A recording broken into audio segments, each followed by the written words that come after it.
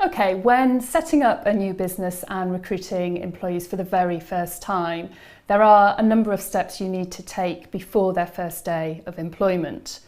First of all, you need to purchase employer's liability insurance, and that needs to be displayed in the workplace somewhere where employees can see it.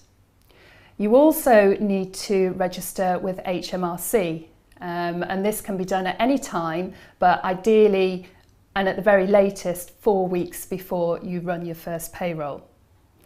On the subject of pay, you also need to consider what you're going to do about PAYE. Is that something you're going to self-administer, or are you going to outsource it to an external provider, as is becoming common practice?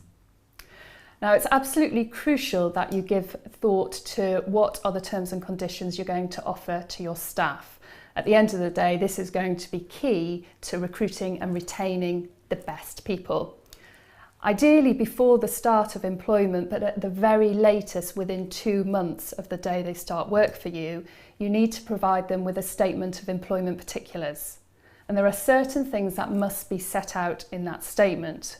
For example, of course, the names and addresses of parties, their place of work, the date they start working for you, the date of commencement of employment, their salary, their hours of work, and their job title.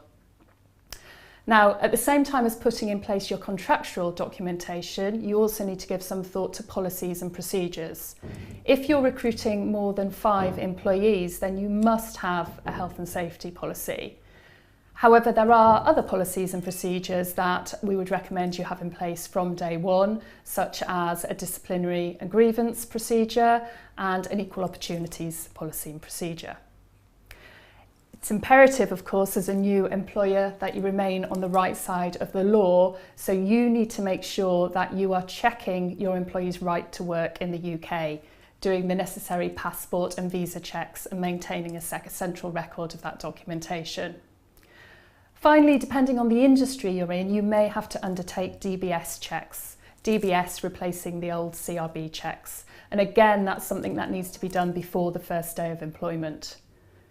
Once you've done all that, you're essentially ready to go.